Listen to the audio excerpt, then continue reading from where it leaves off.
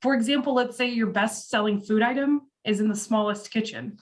Well, I said, why don't we put it in the biggest kitchen? And that's, and it's like, oh, well, like that makes sense. So we can sell more of them. And so it's just finding ways to, when you put that guest perspective first, and then how do we deliver on it? Welcome to the Attraction Pros podcast, where we discuss the latest trends and challenges facing the attractions industry today. We chat with some of the top leaders in the field and provide resources that will help develop your career in this great industry. I am Josh Liebman. I am obsessed with the guest experience and helping attractions make that their top priority for success. And I'm Matt Heller. I am passionate about organizational effectiveness, leadership development, and employee engagement. Now sit upright, hold on tight, and get ready for the Attraction Pros podcast. Hey, Matt, how's it going? It's going fantastically. Josh, how are you? Doing well. You weren't quite sure there if you wanted to keep it as an adjective or an adverb, but I just wanted to, make it fresh. You wanted a dramatic pause effect is what you really wanted to do. I was going for the dramatic pause. Yeah, it was. Question for you. Yes. Throughout all of your travels, have you ever come across a geographic region that you have determined that whenever you go to that spot, you have to get a certain type of food? As a matter of fact, I have. So you want to hear what it is? It was a yes or no question. Okay. Yes. Please elaborate. Okay. So it actually stems from when I lived in this area. So I used to live in Minnesota, right? In the Twin Cities area, Minneapolis, St. Paul. And there is a deli there called Briano's, and they have a kind of a submarine sandwich called the Briano Special. And it's kind of like an Italian. It's got sauce on it, and it's got this really great crusty bread. So when you ask me that question, like whenever I go to Minneapolis or in that region, I'm always, trying to figure out, okay, how can I get down to Briano's, make that part of my route so I can get one of those sandwiches. It's not like a specific thing that you get only in Minneapolis, except that's where the deli happens to be. So it's not like a regional delicacy, but that's what I think of when you say, is there a specific region in the food that I get? That's the one. Nice. Excellent. Yeah. How about you? So I have a few that come to mind. Okay. So one of them that comes to mind is anytime I would be in Santa Monica, I would want to go to the Santa Monica Pier and get a cheese on a stick from the hot dog stick stand, which I was very sad to learn recently is no longer there. Oh. So that tradition has been ended involuntarily by me. Oh. Other things, I was recently traveling and I was in the Detroit airport, and I grew up in Detroit and I'm a big fan of Coney Island. And I try to get to Coney whenever I'm in Detroit these days. And then another one in South Florida, which I'm there a lot. So I used to make a point. Strangely, I would go more when I would drive to South Florida from Orlando than I do now flying in. But Las Spadas, they have multiple locations throughout the greater Fort Lauderdale area. One of the best deli sandwiches I've ever had. And it's so authentic. The staff is mean. They yell at you. They throw your sandwich across the counter. It's a whole experience, even just before you take your first bite.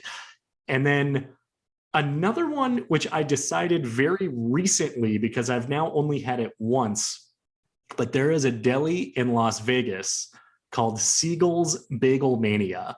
And that now I've determined after going there once that anytime I'm in Las Vegas, I don't care what side of the city I'm on, I'm going to make a point to get up there. It's very close to the convention center. So it's kind of towards the north end of the strip. But that's now what I am just going to have to do every single time. Is that where you got that red encrusted spicy hot bagel? No, that was Steingold's Deli. That was right down the street from where I live, actually. Okay. That's when I got an epic Novalox sandwich. Oh, okay. And a Hamantaschen, because it was the day after the holiday of Purim. But that's another story for another time. Gotcha. Yeah. Well, I think it's interesting that two of our food groups were sandwiches. That's true. Right. La Spada, right? Is that what you said in South Florida? And then mine was a sandwich. So we may have to like do a sandwich off something. Okay. Yeah. I thought you were going to say we have to open a sandwich shop. And I was about to say, yes, yes, we are absolutely doing that. That is Sandwich Pros. Been on my radar for a long time. Yeah. We're a deli. So. Right. Yeah. All right. Anyway, the reason for that conversation is just to spark the idea of regional food, or food that is unique to a regional brand, and that ties in somewhat nicely to the guest that we have today, who is Jessi O'Daniel. She is the general manager of Typhoon Texas in Austin. They have multiple locations. She recently came there from Louisville, Kentucky. I believe I pronounced it correctly. Both of which are known for their food cultures. So we are able to get into that with Jessi, but we get to talk all about coming into the new role of general manager at Typhoon Texas and what the experience has been like for her so far. And at the time of this recording, the park is gearing up to open for the 2022 season. So what I think is so fascinating about this conversation is, I mean, Jessi is still fairly young in the industry, right? In terms of her age, but she's accomplished so much and has had so many different departments reporting up to her. It's really cool to hear her leadership perspectives, but also how she develops the leaders that are around her and, kind of her philosophies and things like that. So it was super exciting to get to dive into all that kind of stuff with her. Yeah, absolutely. The things that we talk about, for instance, one of the messages that she gives is putting your stamp on it, which is a really cool philosophy that I think we can all embrace, to say, how are we taking ownership of the roles that we're in, and how are we leaving our mark and really creating our legacy in whatever it is that we're doing within the organization and whatever capacity. So that's one of those that was a big takeaway from this episode. Yeah, I also really liked how she talked about, if you want to make more money, look at how you can serve the guests better, right? Mm-hmm. Don't just look at ways to nickel and dime people and, turn them upside down and shake the change out of their pockets. But instead, look at it as a service. And I know that's something you are very passionate about, is serve the guests in a way that they will remember and they want to repeat. And ultimately, that's going to be what leads you to higher revenue. Mm-hmm, absolutely. And then tying it in with the service culture, we talk about the importance of soft skills and how those are absolutely critical to developing a career and building oneself as a leader within the organization, or at least being a productive, valuable employee for the organization. So is it time for us to step aside and let Jessi put her stamp on this episode of the Attraction Pros podcast? Let's do it. Jessi O'Daniel, welcome to the Attraction Pros podcast. How are you doing today? Howdy, I'm doing good. How are you guys?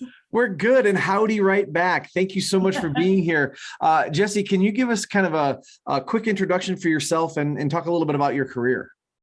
Yeah, sure. So I just recently made the transition into a new role in January as the general manager of Typhoon Texas Water Park in Austin, one of the 4 parks owned and operated by the Pyek Group, a relatively new entity. And we've been seeing a lot of growth and expansion, which is why this role became available. And I'm very grateful for it.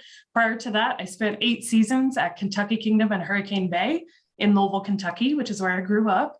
And I started on the front lines as a ticket taker and kind of moved up manager, and then I managed a little more, and then managed a little more, then I senior managed a little bit, and then I directored a little bit, and then I worked my way up into a vice president role, and went through a whole lot of ups, downs, good times all around, and learned a lot in my 8 years at Kentucky Kingdom. And now you're general managing. Yes, now I'm general managing a little bit. Yeah. How's that process been? What's the adjustment been like getting into the new role with Typhoon Texas? And tell us just what this time has been like for you. Yeah, I was really lucky in coming from the role that I was in to now as a vice president at Kentucky Kingdom. My title was vice president of guest experience. And so I oversaw all of the guest facing operations. And so I oversaw everything on the attractions and operations and safety side, as well as the revenue side, which is kind of a unique combo. And I also had the pleasure, because, locally owned park, I had the opportunity to work. I did PR at Kentucky Kingdom for a couple of years.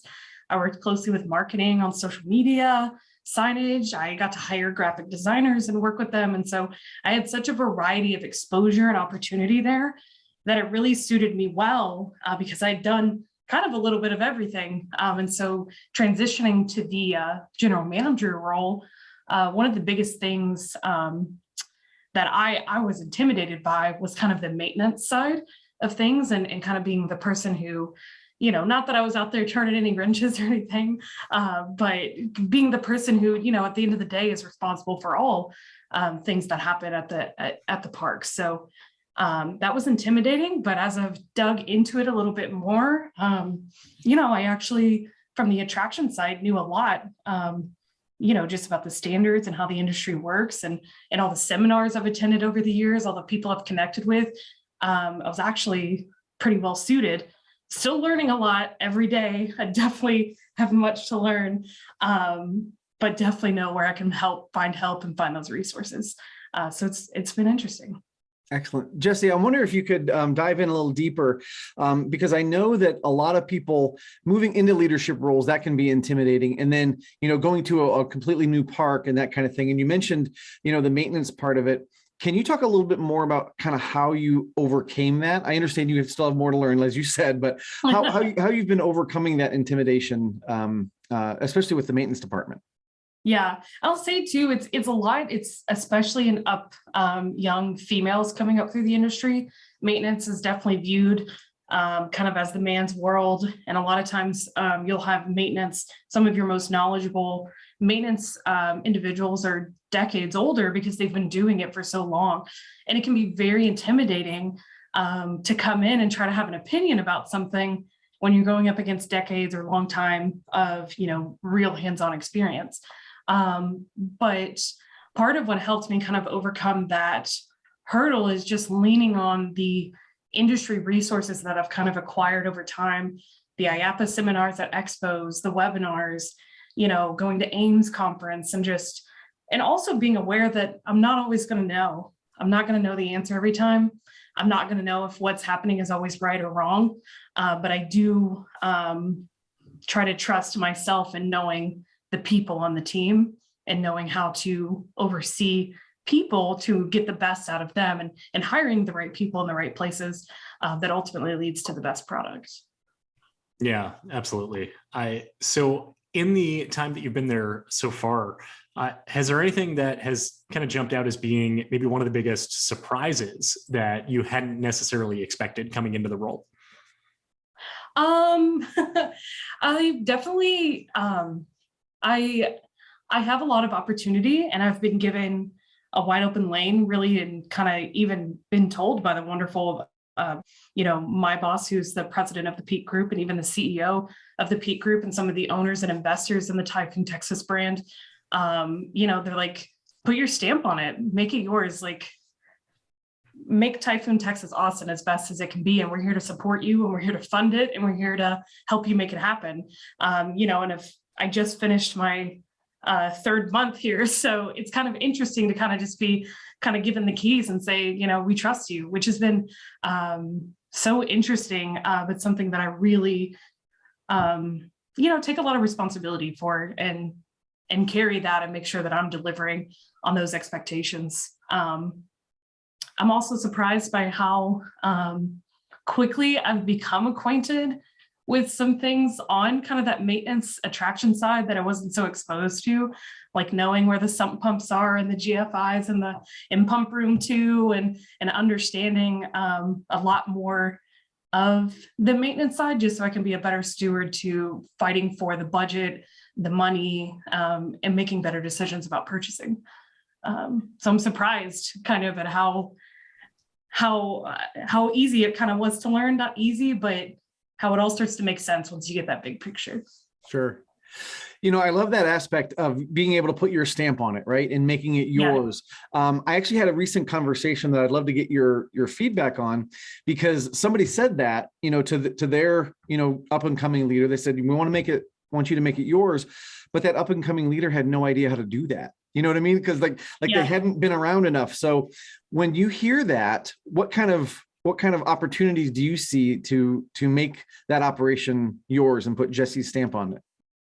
Yeah, I think obviously the lifeblood of the business is the in-park spending. And so anytime you can invest and get your return on that. So, whether it be expanding your retail product offering, things that will drop right to the bottom line. Or for example, let's say your best selling food item is in the smallest kitchen. Well, I said, why don't we put it in the biggest kitchen? And that's, and it's like, oh, well, like that makes sense. So we can sell more of them.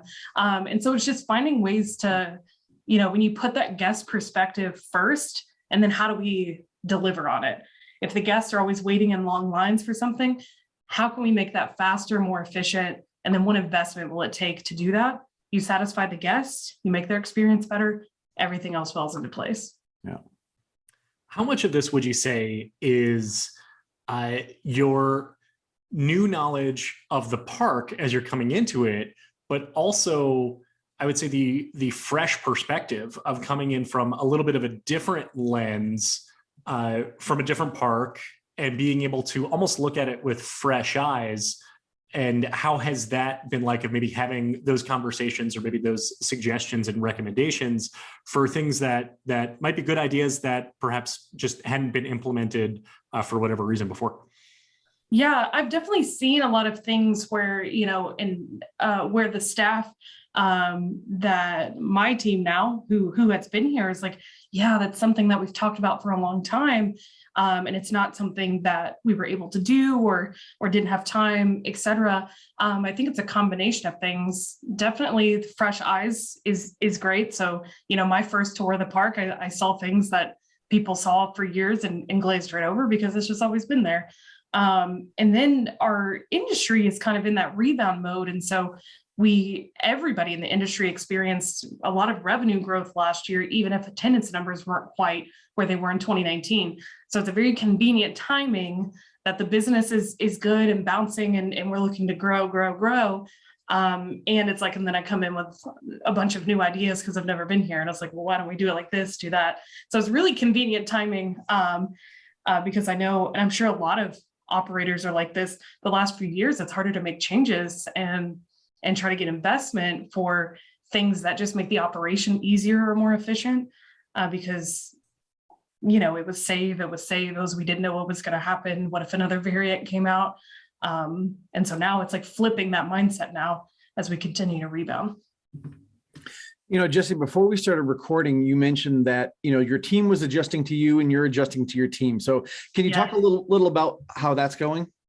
Yes, I've been told that I move at a very fast pace. And I was like, to me, it just feels normal. And actually I go to bed a lot of times. I'm like, man, I need to do more in a day.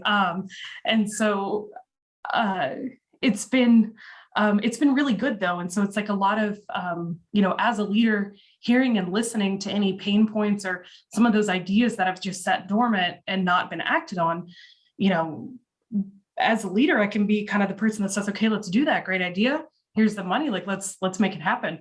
And so trying to find those opportunities. And I balance a lot, when I have new leaders of kind of having that level set and teaching from a very low foundation, like assume like the lowest common denominator, right? Like assume the knowledge base is small so that we can build and make sure that everybody's at the same level, regardless of who they were led by in the past, what other property they came from, or what have you, so that we can all be on the same page and function tightly as a team. And so I've definitely been doing a lot of that.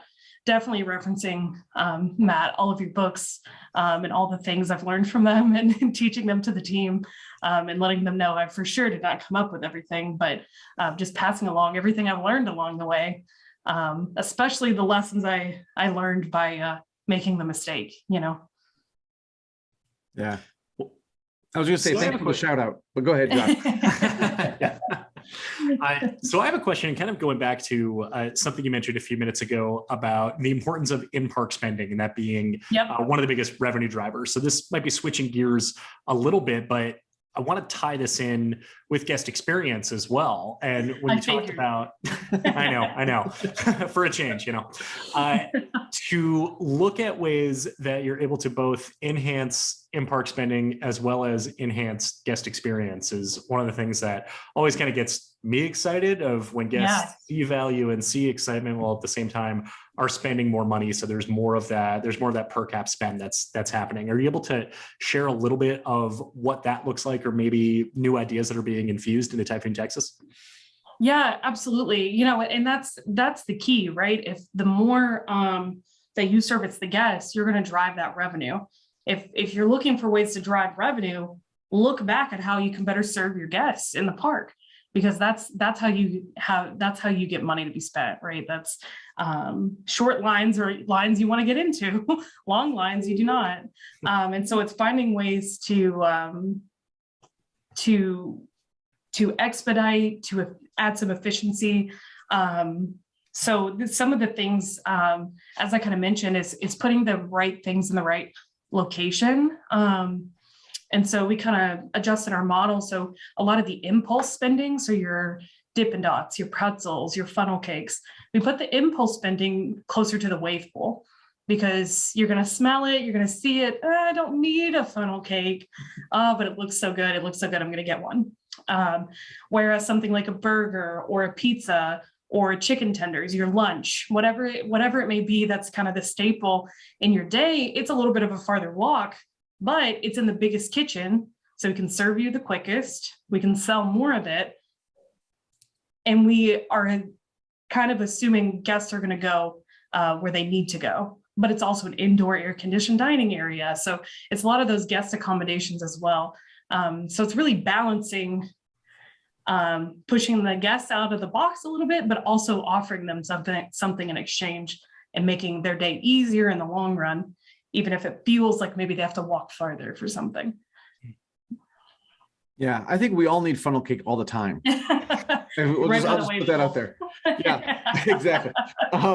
So I was really, really intrigued by what you said about, when you want to look at how to increase revenue, look at how you can serve the guests better, right? And I think you made a great example of that with the food.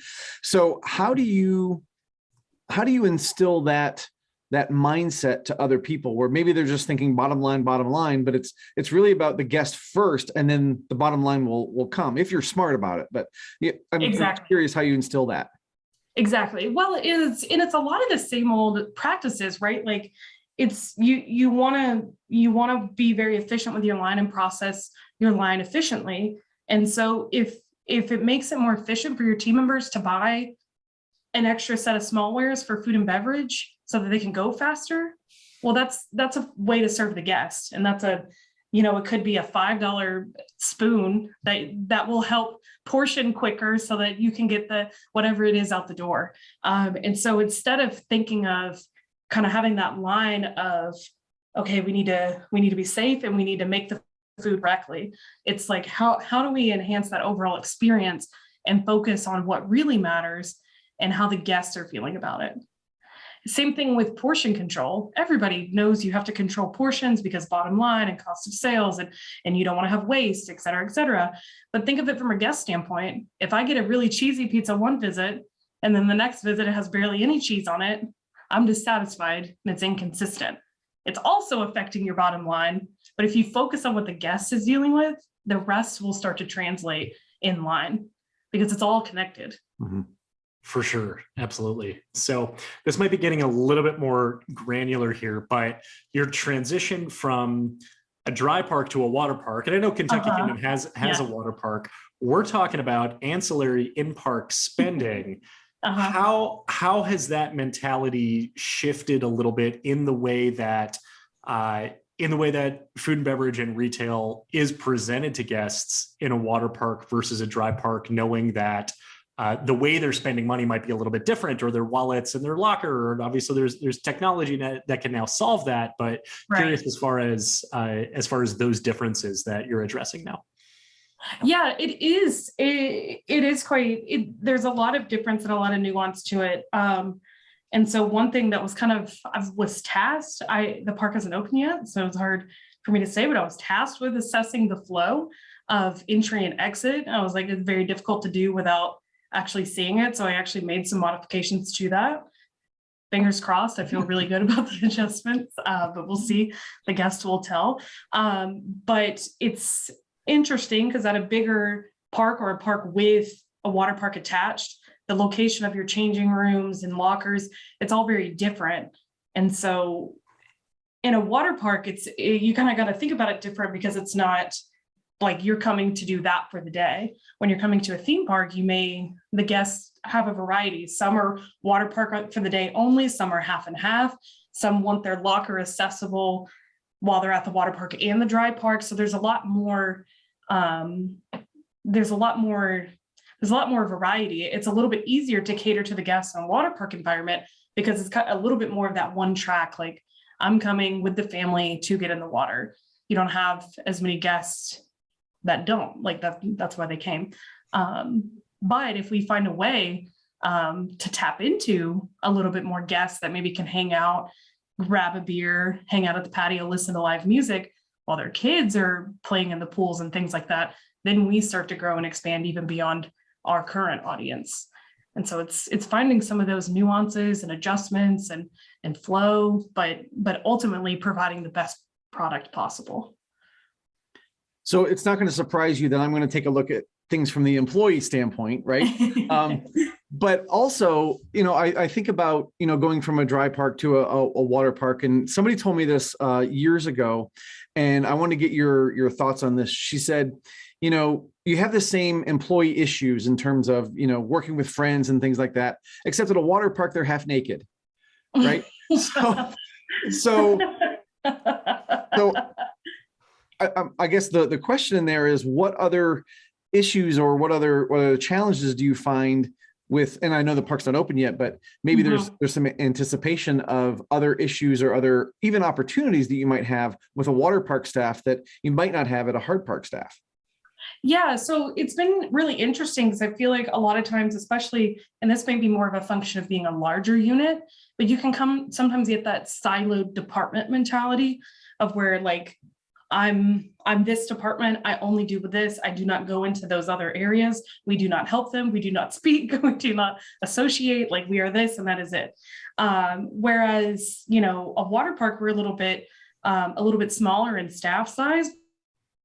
It's a little bit easier to build some of that crossover, almost to the point to where it's like, some members of the team will spend so much time being helpful and just doing what needs to get done. And because that is the mentality of just like, get in there and get it done.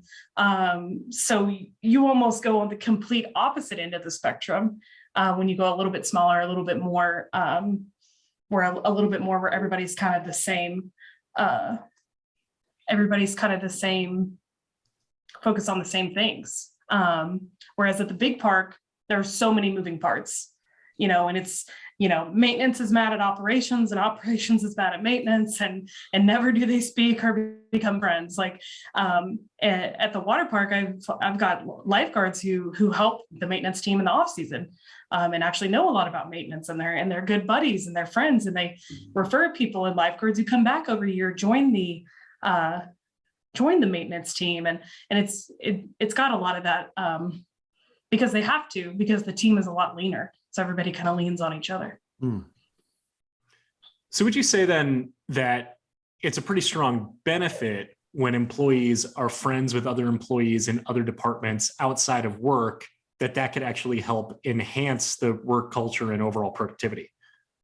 I think, yes, there is a lot of benefit to just building that team so it is a unit and everybody is kind of being mindful of everyone else. So like the classic example is like the team that's cleaning the grounds will have more work if retail unpacks all their stuff and trash blows in the wind and they don't go pick it up, right? It's all those sorts of things. So it's like, if you have a little bit more of that tight knit to it. People are a little bit more like, okay, I know so-and-so is going to have to clean that up, who's, who I'm friends with. So I'm going to pick that up. So because we're all one unit and we're tight. You can lose a little bit of that when you start to get more and more departments and you have more and more things going on. It can be easier to get lost in just what you and your team need to do. Yeah, because you don't know who those other people are, right? It's Jessi that's going to have to clean that up, not somebody from Park Services. Right. Yeah. It's more personable. I definitely see that.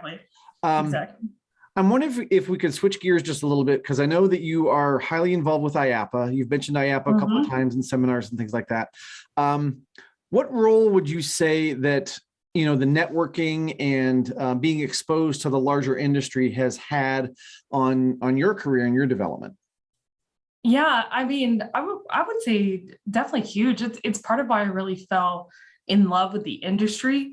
I loved my job and I loved what I did at Kentucky Kingdom, but I pushed and pushed and pushed until I finally got to go to Expo. And I was like, I will never miss one ever again. I just, and there's a lot to be learned, and the Expo floor is great. It's fun, but it's those connections with people and being able to, to talk to other people. I'll never forget one time, and this was back in my Kentucky Kingdom days. I was making a call on behalf of the Young Professionals Committee about the Mentor-Mentee program to somebody who was a participant, and she so happened to work at Volcano Bay in operations. And then I asked her a question. I was like, okay, a non-mentor-mentee question. How do you keep the white beach chairs clean? Because we can't figure that out. And so it was like the ultimate solution was Dawn dish soap. And it was like, who knew, And so it's just funny the way that, it translates no matter how big your park is versus another. It's like so many of those same things are always, it's like the same for everybody. It's the ultimate common ground. And that's the best part. Yeah. And then it's kind of everyone looking out for each other to solve each other's issues, even if you might be competing from a business standpoint, that there's so much that can be set aside in certain conversations to be able to foster the overall growth of the industry. But you mentioned Young Professionals Committee and the Mentor-Mentee program, and being chair of the Young Professionals Committee. Curious for your take or why it's so important for you to be involved with really developing the next generation of leaders within the industry. Yeah, I think, it's so important to me because I had no idea.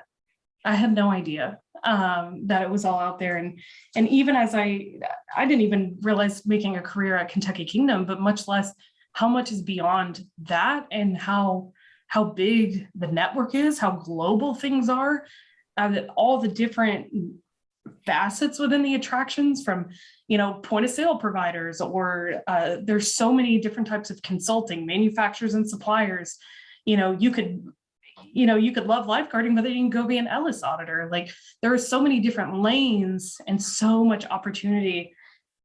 I just had no idea. And so it's like, if I can be a steward of conveying that to somebody else, and it makes a difference and changes their direction in life one way or another, helps them find their calling, I'm happy to do that because it's just been so great for me. So if I can do that for somebody else, that's about as good as it gets. Yeah. So Jessi, what would you say are some of the more common pieces of advice or guidance that you give to people maybe just coming into the industry or starting a career? What are the things that tend to pop up? I talk a lot about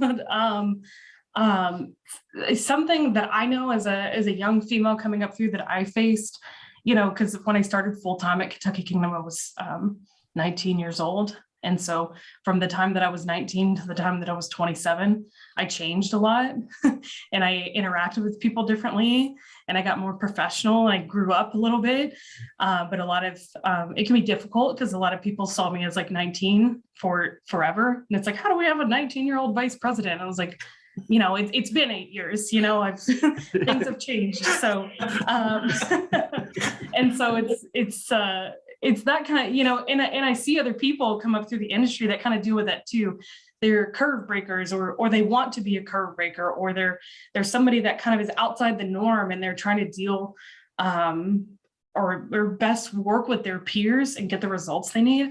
So a lot of the advice I always give, is try to be patient and do what I call play the long game, and just try to find different ways to interact with different components of your team, both working with you, for you, alongside you, and people you're working for, and kind of taper your approach.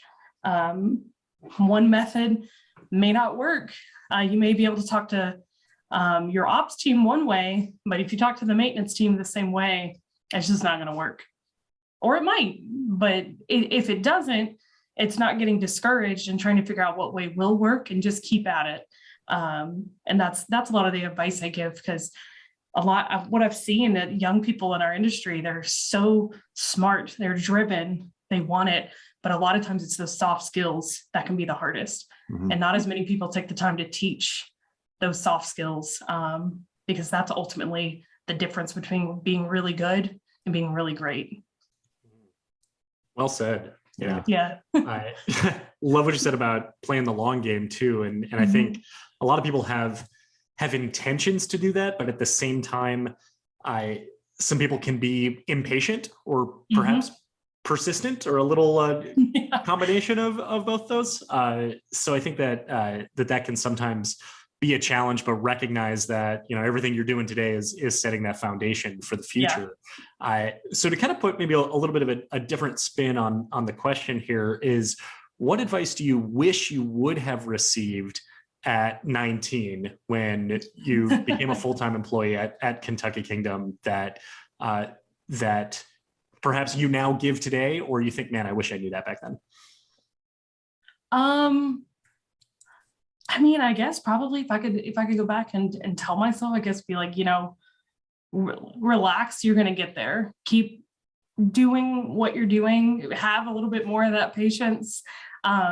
You're going to get where you want to go, because you're driven to do that.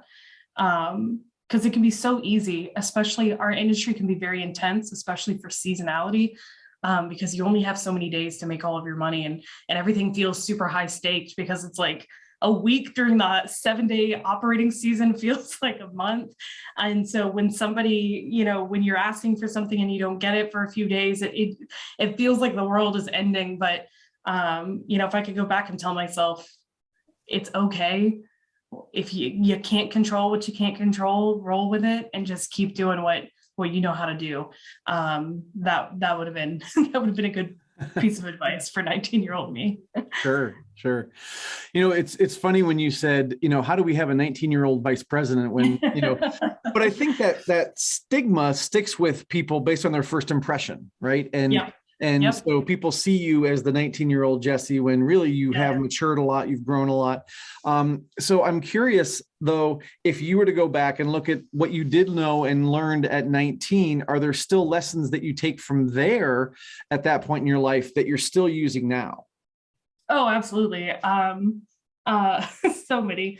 One time, the CEO of our company, well-known in the industry, Ed Hart, I'm 19.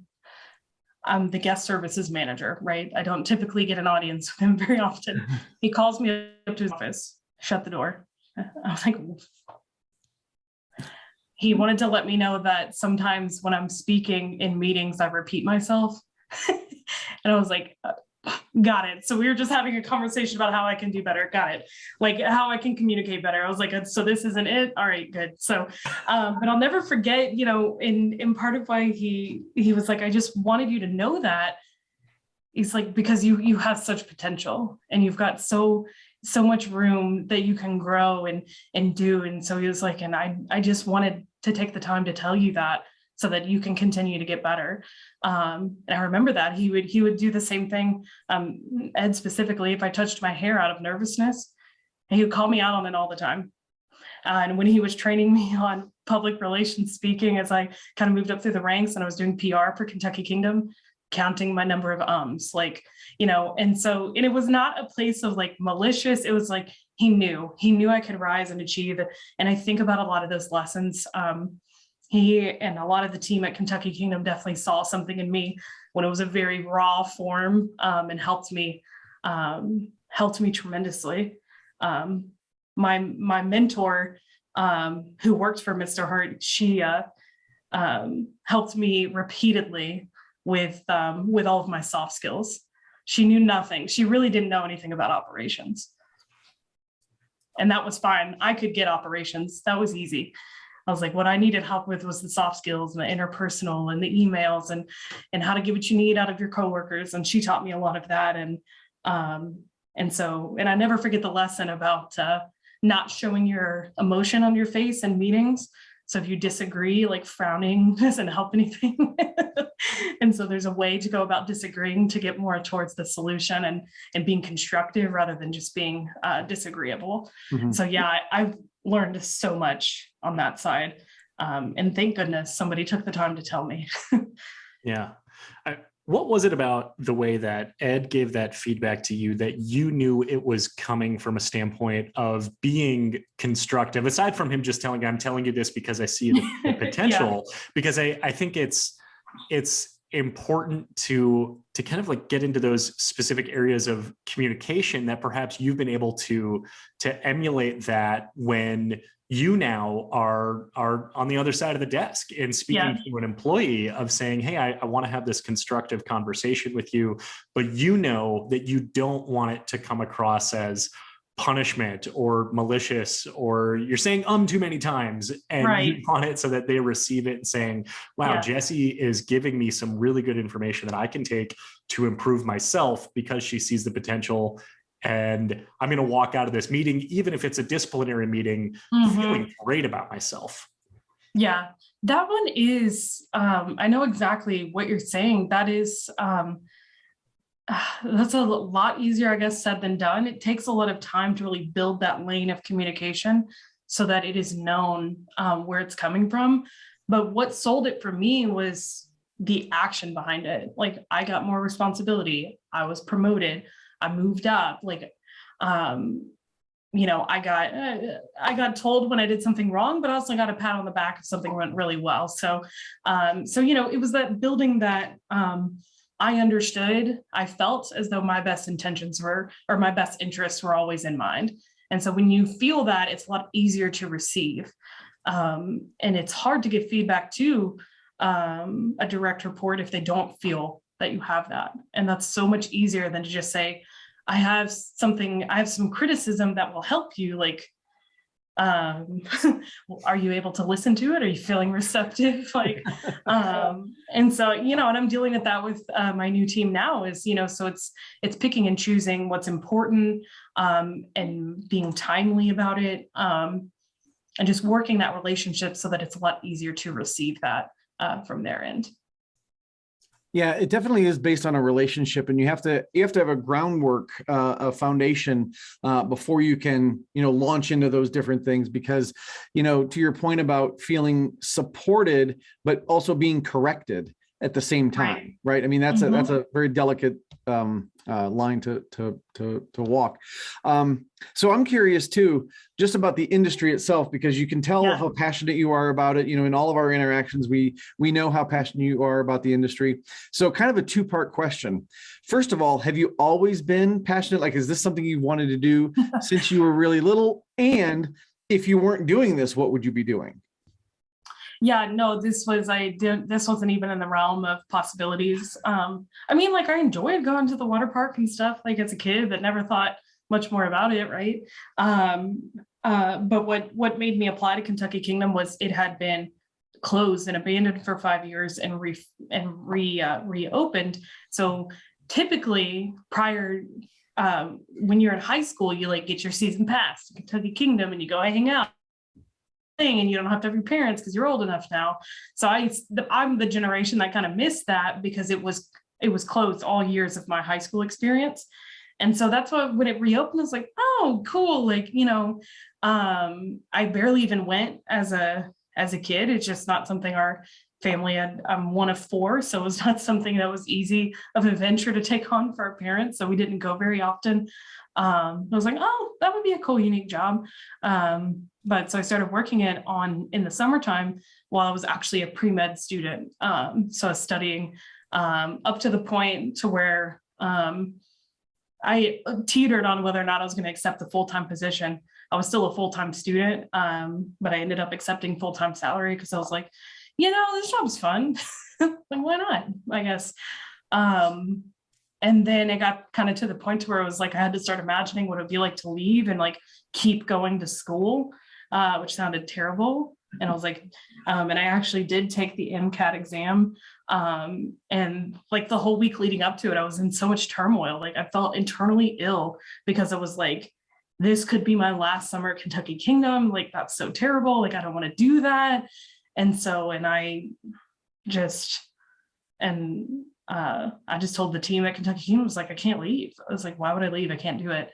And then they immediately started giving me more responsibility and building me up to stay forever, which I loved. So yeah, not even in the realm of possibilities. In fact, trying to explain to my parents what I was going to do instead of going to medical school was a really interesting conversation, but I have zero regrets. I'm thrilled with the choice. So it's interesting because when we look at the industry and we look at people who are young in the industry right now and getting started, a lot of them are, I would say, like bridging their education with their employment and trying to really make the most of both of them, which is good, obviously, for very noble reasons, of course. How important do you think the educational background is for someone to have a prosperous career in the industry? I'm probably not the biggest proponent of saying like you have to have a degree in order to, get a management job, or those things are helpful. I mean, really more than anything, what I see in a potential employee who is in college or finishing is that they have time management skills. They have some of that organizational skills. They know how to balance their time. Maybe they're a good multitasker. So I see a lot more of the skills associated with somebody who, but as far as what the education content is, I don't see it as something that is so critical to the job function. But now let's say you have like a hospitality degree. What I see is if you got a hospitality degree, you must be passionate about this industry, which is a plus, for building somebody up for the long term. But less important to me, the intangibles are what's important, the things that you can't teach, the wanting to be there, the drive, the passion. That's what's hard to find. And so that to me is way more appealing than any other piece of education or anything like that. So in your role now, and certainly when you were at Kentucky Kingdom, you're responsible for bringing on new leaders, educating and developing new leaders. So how do you identify the people that are really passionate and ready to move up and probably hopefully have some of those time management skills and some of the soft skills? Like how are you identifying the next leaders to put some investment in? Yeah. So, I mean, it's like, it when you see it, it's a very interesting, it's a mix. It's somebody who sometimes they can even be a little bit annoying. They want to know everything. Well, why did we do that? Well, what's going on over there? Well, what happened? And I'm like, does it pertain to you?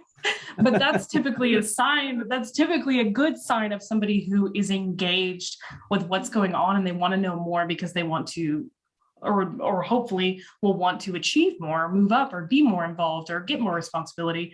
And it's the ones that are an example to all the team members all the time. Leaders can never have bad days. I teach that lesson a lot because it starts at the top always. And then they're the ones that hold team members accountable. They're not the buddy. They're not everybody's friend. They're not the class clown. Mm-hmm. They're the ones that they want to know, they want to be part, they want to, they're always kind of chomping at the bit a little bit and kind of always in your ear, like when you walk outside and they want to talk to you all the time. That's some of the good attributes. But even probably the best ones are even the ones that kind of do it quietly. that just come in, they do their job, they do it really well, they follow everything, they lead the best they can, and they give it all they have, and they don't have to tell you about it. Those are typically the best ones. Those are the ones that are really rare. But again, you know them when you see them because you know they're just always doing what they're supposed to be doing. Those are the best. If you could give a definition to the term soft skills in the way that presents itself as being these important characteristics of the job, whether it's coming in the frontline role or moving up to leadership, how would you sum up what soft skills refers to? I guess to me, it's like your communication skills, written, verbal, nonverbal. It kind of connects to the way that you present yourself to people, but it ultimately kind of drives, soft skills kind of drive your perception and the way that other people perceive you, which is a very important aspect, even though it's much harder to control how you are perceived. You can't control everything, but the parts that you can control, you want to convey the right things for your, whatever your role may be, but maybe it's, you want to be respected, or, you want to be listened to. And so you have to convey yourself and communicate in ways that facilitate that. Yeah, and I'm so glad you brought up communication, because that's the first thing that popped to my mind when Josh said soft skills. And, it's interesting to hear people talk about soft skills now, because, they've said that we've called them soft skills for so long that we almost think that they're easier because they're softer, but they really should, they're the harder skills to master, right? I mean, they really are. Yes. So it's something that, we definitely have to invest in people. We definitely have to, give them the opportunity to learn and grow. And I think you said it earlier, like you can learn operations, right? Mm-hmm. And other people can too. It's the perception lessons. It's the, how do you carry yourself in a meeting? How do you communicate with people? All those type of things are really what will define your reputation, and ultimately if people are going to want to work with you or not. Exactly. Yeah. So Jessi, there's one other question that we have to ask that is very regional in nature. And I'm not even sure what one of these things is, so I'm just going to ask it. So what is better, a Louisville hot brown or Austin barbecue? Oh man, growing up in Louisville, as we say it, you have to really not articulate to say it correctly. Half choke on it a little bit, Louisville. So the hot browns are really good, but it's, they're okay. It's named after the Brown Hotel, which is still standing in Louisville. It's downtown. It's very scenic. It's very beautiful. They're good, but God, Austin barbecue, it like changes your life. If you've ever thought you've had barbecue, delete it and come to Texas, because it's unbelievable. Even like gas station barbecue is better than other barbecue that I've had. It's unreal. Well, that's not fair. You have Buc-ee's. You can't call that gas station barbecue. So. We do. Oh man, it never gets old. I stop every time. But Austin, it's such a great city. Now I'll say nothing beats the Louisville bourbon, that's for sure. I'm not a big bourbon enthusiast, but the best is in Louisville. Louisville's got other fun facts, like they invented the cheeseburger. So I got to learn the fun facts of Austin. I know they have a bat bridge that I haven't had the experience of seeing, but where all the bats fly out from under the bridge at night. Austin's a great city. It's been a really fun transition. So yeah, and lots to explore. So yeah, I put that question in because I've had both. I had a hot brown at the Brown Hotel. Oh, perfect. And I was trying to explain it to Matt earlier, and I just had to scroll through my Instagram to find the one picture of it. For those who don't know, can you just give the quick, it's very layered. There's a lot that goes into it.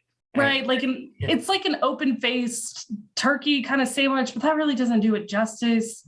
Hot, melty, cheesy, bacon, deliciousness. I think there's a tomato in it somewhere. A tomato, basically. Yeah, you're right. I can't remember the exact order, but it's perfect lunch. It's very comfort food. Just when you need.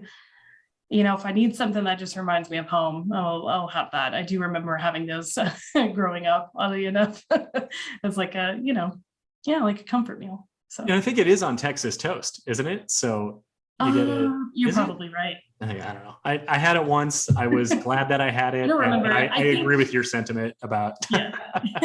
about the comparison to Austin barbecue. Yes. Yeah. Yes. Now, like I said, bourbon unmatched, and of course the Louisville Slugger. There's no other baseball bat to even use. Right. So now those are unbeatable. There you go. Excellent. Jessi, this has been so much fun. As we start to wind this down, if people want to learn more about Typhoon Texas, or if they want to get a hold of you directly, where would you send them? Yeah, of course, we've got typhoontexas.com. You can reach me directly, jessi.o'daniel@typhoontexas.com. I'm very active on LinkedIn, so search me. Hopefully you should find me. My name's not too common, I don't think. Typhoon Texas and the Pyek Group both have accounts on LinkedIn as well, where you can follow for updates and see what's happening. Awesome. Well, Jessi, this has been great. I've loved every second of it. So thank you for being with us here today. And for everybody out there who's watching and listening, just remember, we are all attraction pros. Thanks for listening to the Attraction Pros podcast. Make sure to subscribe so you can tune in when new episodes release. And even better, please leave us a review on iTunes. For more information, visit attractionpros.com.